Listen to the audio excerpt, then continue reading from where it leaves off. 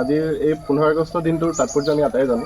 আজিৰ দিনটোতে 1947 চনত ভাৰতবৰ্ষই ব্ৰিটিছৰ শাসনৰ পৰা স্বাধীনতা লাভ কৰিছিল। 200 বছৰীয়া এটা খুব জৰ্জৰিত কালৰ অতিক্ৰম কৰি ভাৰতবৰ্ষই এই স্বাধীনতা লাভ কৰিবলৈ সক্ষম হৈছিল। তাত বহুতো গুণী জ্ঞানী লোকৰ সংগ্ৰাম জড়িত হৈ আছে।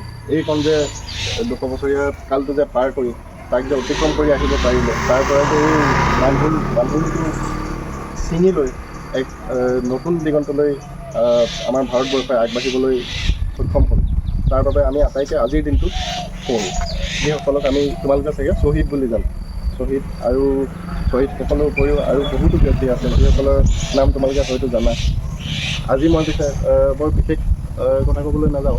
মই তোমালোকক আজি ভাবিছোঁ যে মই এই আমাৰ ৰাষ্ট্ৰীয় পতাকাখনৰ বিষয়ে দুই এষাৰ ক'ম। তোমালোকে জানানে বাৰু পতাকাখনৰ কি বুলি কয়? ইয়াৰ নামটো? ইয়াৰ এটা নামো আছে। ইয়াৰ নাম হৈছে ত্ৰিৰংগ। ইংৰাজীত কয় ট্ৰাইকলাৰ। মানে ইয়াত 3টা ৰং যে আছে মূলতঃ, সেইবাবে ইয়াক ত্ৰিৰংগ পতাকা বুলি কয়। এই ত্ৰিৰংগ পতাকাখনৰ আজি তোমালোকে যিটো ৰূপ দেখিছা, এই ৰূপটো আচলতে প্ৰথমৰ পৰা এনেকুৱা নাছিল। একেদিনাই হোৱা এটা বস্তু নহয়। ইয়াৰ প্ৰতিটো ৰং, প্ৰতিটো বস্তুৰে এটা এটা অৰ্থ আছে দেই। আমি কি ৰং আছে ইয়াত তোমালোকে কোৱাচোন? ওপৰে শুকুলা, শ্যামল। ওপৰে গেৰুৱা, মাজত শুকুলা, তলত শ্যামল আছে, হয়নে? আকৌ মাজত আছে অশোক চক্ৰ। এই গেৰুৱা বা কমলা ৰং যিটো আমি ওপৰত দেখিছোঁ, তাৰ সি যিটো বস্তুক আমাক বুজায় বা ভাৰতবৰ্ষৰ কথা যিটো প্ৰতীকী হিচাপে এই গেৰুৱা ৰংটোৱে প্ৰতিফলিত কৰে, সেই অৰ্থটো হৈছে শক্তি আৰু সামৰ্থ্য। আমাৰ দেশখনৰ যিটো শক্তি, এখন সাৰ্বভৌম স্বাধীন দেশ হিচাপে যিটো এক শক্তি আছে আমাৰ দেশখনৰ, তাক সি উপস্থাপন কৰে। দ্বিতীয়টো হৈছে বগা, মাজত বগা আছে, যাক শুকুলা বুলি কোৱা হয়, হয়নে? ই কি বুজায় জানানে তোমালোকে? শান্তি আৰু সত্যক বুজায়। বগা ৰঙে সাধাৰণতে শান্তিকে বুজায়, শান্তিৰ লগতে শান্তি আৰু সত্যক বুজায়। তৃতীয়তে যিটো ৰং তোমালোকৰ তলত আছে, শ্যামল ৰং, বা আমি সাধাৰণ ভাষাত সেউজীয়া বুলি কওঁ বা ডাঠ সেউজীয়া বুলি কওঁ। ই কি বুজাইছে জানানে? এই যে আমাৰ যে মাটিৰ লগত থকা আমাৰ মানুহৰ সম্পৰ্কটো, আমি গছপুলিটো মাটিত ৰুওঁ নে নাই? এই গছপুলিবিলাকৰ বা যিকোনো গছ গছনিৰ ৰংবোৰ কেনেকুৱা হয়? সেউজীয়া হয়। এই গছ গছনিৰ লগত বা আমাৰ মাটিৰ লগত থকা আমাৰ মানুহৰ সম্পৰ্কটো বুজায়। গতিকে ই ৰিপ্ৰেজেণ্ট কৰে বা উপস্থাপন কৰে আমাৰ দেশৰ মাটিৰ উৰ্বৰতা মানে তোমালোকে বুজি পোৱা নহয়? এই যে খেতি মাটি খুব ভাল যে, তাত গছ ৰুলেই ডাঙৰ হয় যে পটককৈ, সাৰুৱা বুলি কয় যে, সেইষাৰ কথা। গতিকে আৰু মাজত আছে অশোক চক্ৰটো। অশোক চক্ৰটোৰ ক'ৰ পৰা আহিছে জানানে? অশোক চক্ৰটো যিটো ইয়াত লৈছে, সেইটো আহিছে সম্ৰাট অশোক। তোমালোকে হয়তো নাম শুনিছা। ভাৰতবৰ্ষত এজন বহুত ডাঙৰ সম্ৰাট আছিলে, তেওঁৰ নাম আছিল অশোক। বহুত আগৰ দিনত আছিলে। তেওঁ সাৰনাথ নামৰ ঠাইত এটা স্তম্ভ প্ৰতিষ্ঠা কৰিছিলে। সেই স্তম্ভটোৰ ওপৰত যে সিংহ 4টা থাকে, তোমালোকে ছবিত 3টা সিংহ দেখা পোৱা চাগে, পিছফালে এটাই মূৰ কৰি থাকে, এইটো আমি দেখা নাপাওঁ। তাৰ তলতে এই অশোক চক্ৰটো থাকে। তাৰ ঠিক তলতে কি লিখা থাকে? সত্যমেৱ জয়তে। সেই যে দেখা তাত, সেই অশোক চক্ৰটোৱে ইয়াত থাকে। গোটেই প্ৰতীকটো দিয়া নাই, তাৰে অশোক চক্ৰটোৱে পতাকাত দিয়া হৈছে। ইয়াত কাঠি কিমানডাল থাকে জানানে তোমালোকে? 24ডাল। এই অশোক চক্ৰৰ পৰা সেই চকৰিটো আনি এই বগাকণৰ মাজত দি দিয়া হৈছে। ই কি বুজায় তোমালোকে জানানে? এই চকৰিটোৱে বুজায় যে আমি সদায় আগবাঢ়ি গৈ থাকিব লাগে।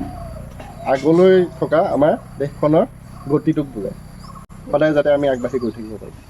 এইকেইটা কথাই আমাৰ পতাকাখনৰ প্ৰতিটো বস্তুৱে এনেকুৱা কথা কিছুমান বুজায়, যিটো তোমালোকে জনাটো দৰকাৰ। ইয়াৰ জোখটো বহুত দৰকাৰ, তোমালোকে জনাটো। জোখটো ইয়াৰ কোনো নিৰ্দিষ্ট দৈৰ্ঘ্য বা নিৰ্দিষ্ট প্ৰস্থ নাই, কিমান দীঘল হ'ব লাগে, কিমান বহল হ'ব লাগে, তেনেকুৱা নাই। কিন্তু দীঘল আৰু বহলৰ মাজত এটা সামঞ্জস্য থাকিব লাগে। মানে ইংৰাজীত ক'বলৈ গ'লে এটা ৰিলেশ্যন থাকিব লাগে। কেনেকুৱা? ধৰি লোৱা দীঘলটো যদি 2 মিটাৰ হয়, দীঘলটো যদি 2 মিটাৰ হয়, দীঘলটো যদি 3 মিটাৰ হয়, বহলটো 2 মিটাৰ হ'ব লাগে। ডেৰ গুণ দেই, ডেৰ গুণ মানে তোমালোকে এতিয়া যিসকলে অংক বুজিছা তেওঁলোকে অলপ অলপ জানিবা।